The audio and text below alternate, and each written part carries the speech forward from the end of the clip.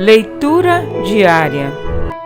Deuteronômio, capítulo 17. Advertência contra a idolatria. Não sacrifiquem para o Senhor seu Deus um boi ou uma ovelha que tenha qualquer defeito ou imperfeição. Isso seria detestável para ele.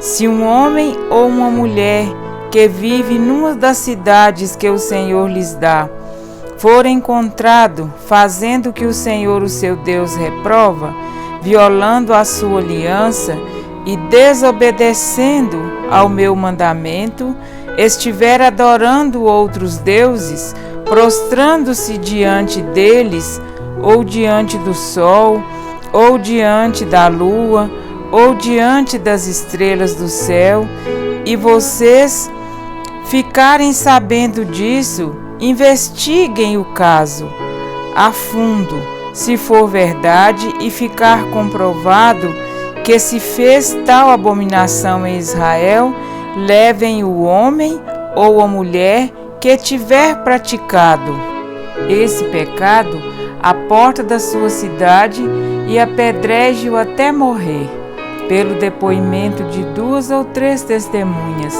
Tal pessoa poderá ser morta, mas ninguém será morto pelo depoimento de uma única testemunha. As mãos das testemunhas serão as primeiras a proceder à sua execução, e depois as mãos de todo o povo. Eliminem o mal do meio de vocês. O julgamento dos casos difíceis.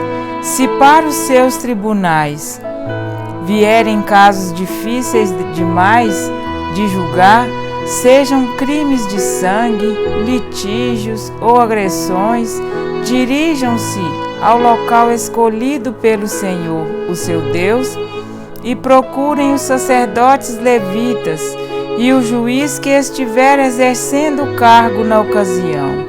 Apresentem-lhes o caso, e eles lhes darão o veredito.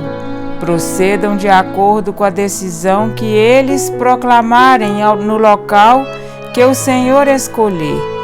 Tratem de fazer tudo o que eles ordenarem. Procedam de acordo com a sentença e as orientações que eles lhes darem. Não se desviem daquilo que eles lhes determinarem, nem para a direita, nem para a esquerda. Mas quem agir com rebeldia contra o juiz ou contra o sacerdote que ali estiver no serviço do Senhor, terá que ser morto. Eliminem o mal do meio de Israel. Assim todo o povo temerá e não ousará mais agir com rebeldia. Os decretos do rei. Se quando entrarem na terra que o Senhor, o seu Deus, lhes dá, tiverem tomado posse dela e nela tiverem se estabelecido, vocês disserem: queremos um rei que nos governe, como tem todas as nações vizinhas. Tenham o cuidado de nomear o rei que o Senhor, o seu Deus, escolher. Ele deve vir dentre os seus próprios irmãos israelitas. Não coloquem um estrangeiro como rei, alguém que não seja israelita. Esse rei, porém, não deverá adquirir muitos cavalos, nem fazer o povo voltar ao Egito para conseguir mais cavalos, pois o Senhor lhes disse: jamais voltem por este caminho. Ele não deverá tomar para si muitas mulheres. Se o fizer, desviará o seu coração. Também não deverá acumular muita prata e muito ouro. Quando subir ao trono do seu reino, mandará fazer num rolo, para o seu uso pessoal, uma cópia da lei que está aos cuidados dos sacerdotes levitas. Trará sempre essa cópia consigo e terá que lê-la todos os dias da sua vida, para que aprenda a temer o Senhor, o seu Deus, e a cumprir fielmente todas as palavras desta lei e todos estes decretos. Isso fará que ele não se considere superior aos seus irmãos israelitas e que não se desvie da lei, nem para a direita, nem para a esquerda. Assim prolongará o seu reinado sobre Israel, bem como o dos seus descendentes. Amém? Para refletir. De todos os pecados, certamente o da idolatria tem um destaque no Antigo Testamento. Rodeada de nações pagãs, a nação israelita precisava obedecer às instruções do Senhor a fim de se manter protegida deste mal. A condescendência com a idolatria de alguns seria transformada em uma terrível epidemia se tais pessoas continuassem a propagar no meio do povo a transgressão à aliança de Deus. Cada caso, porém, deveria ser julgado de forma justa, mediante o depoimento de 2 ou 3 testemunhas. Deus estabelecera os sacerdotes e juízes para julgar os litígios que surgissem no meio do povo. Algumas questões poderiam ser resolvidas entre os próprios litigantes, questões de pormenores, porém, em casos que julgassem serem mais difíceis de se resolver, deveriam buscar a sentença do juízo, estabelecida pelos sacerdotes e juízes, tendo cuidado de fazer segundo tudo o que o anunciaram, sem desviar-se nem para a direita nem para a esquerda. E aquele que agisse com justiça própria, sem dar ouvidos ao sacerdote e ao juiz, deveriam ser punidos com a morte. Além da questão da idolatria e dos litígios entre os filhos de Israel, estes também manifestariam o desejo de serem governados por um rei terreno, como os demais nações.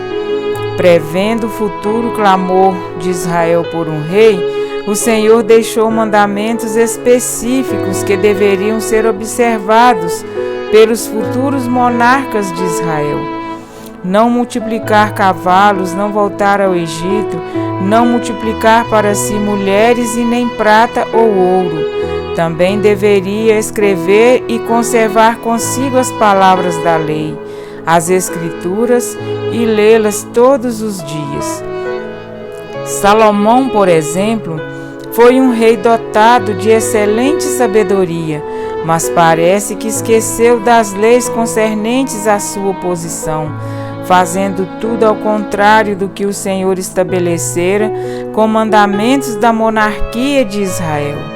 O peso do ouro que se trazia Salomão cada ano era de 666 talentos de ouro. Coincidência? Creio que não. Os cavalos de Salomão vinham do Egito e da Cilícia. Do Egito, de onde o Senhor havia dito: nunca mais voltarei por este caminho. Tinha 700 mulheres, princesas e 300 concubinas, e suas mulheres lhe perverteram o coração, exatamente como o Senhor havia dito, para o que o seu coração não se desviasse. A idolatria, a injustiça, a soberba, a ambição dos monarcas dos outros povos transformaram aquelas nações em trevas e maldição.